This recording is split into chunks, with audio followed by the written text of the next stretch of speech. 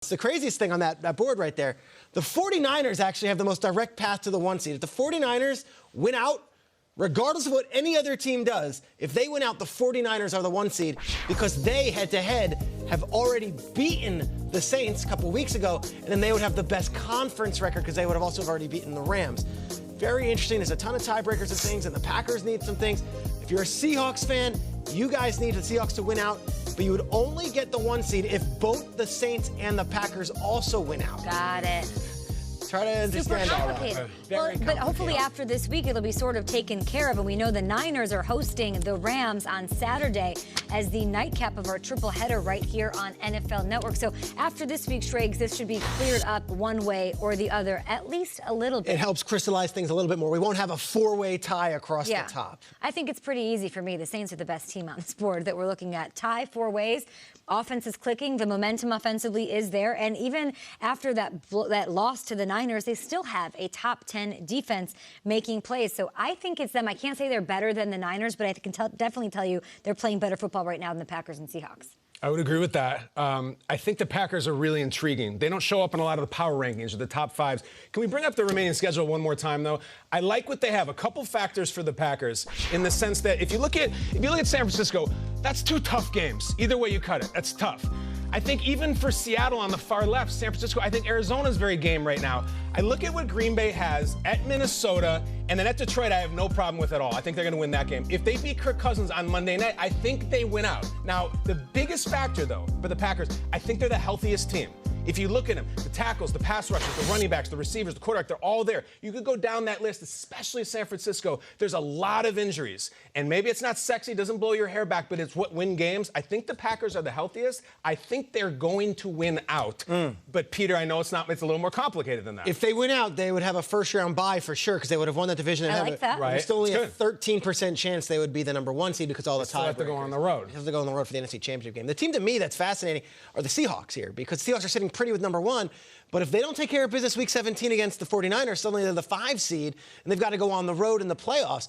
But, hey, look, New Orleans, we talk about how hard it is to win in New Orleans. I saw the Rams win an NFC Championship game last year in New Orleans. I've seen the Falcons go into New Orleans, and I saw the 49ers earlier this year go into New Orleans.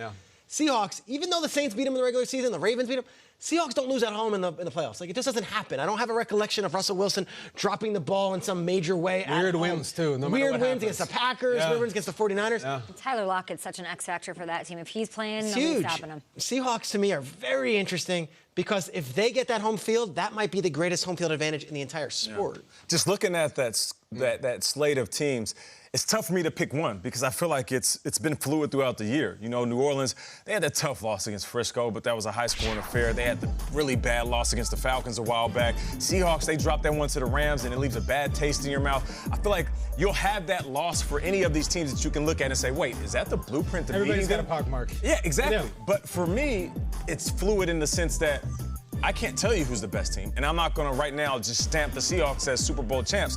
Do I like the fact that they win close games? Yeah, they're 10-1 in one-possession games. And the reason that is an unbelievable number is because in the playoffs, they're usually close games. So the team that's going to walk into the Super Bowl is the team that's been there in situational football that understands, okay, it's the fourth quarter, this game is close, we can win this game.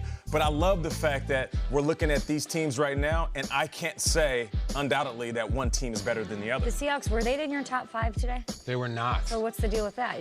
Respond to Nate here. They got blasted by the Rams. They're absolutely shellacked by a Rams team that just got destroyed by the Cowboys. And we go 3 layers deep on it. I said it yesterday, there's nobody I trust in the NFL more than Russell Wilson, but that doesn't mean it's the Seahawks implicitly.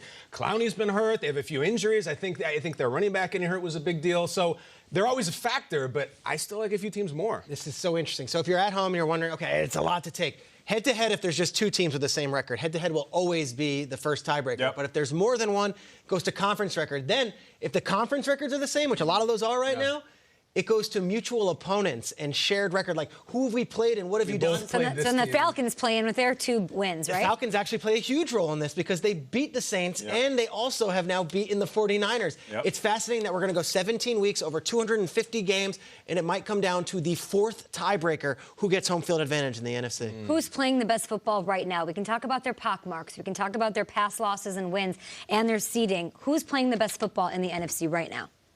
Seahawks came off a very impressive victory, and their offense looks like they're as good as anybody. They had 2 wide receivers that are making plays.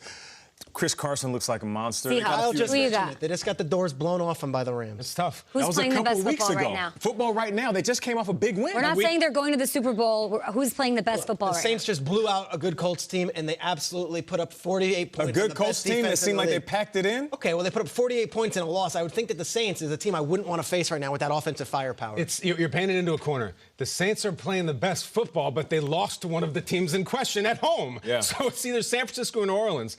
I like Seattle too. I don't know. We'll see how it gotta shakes start. out.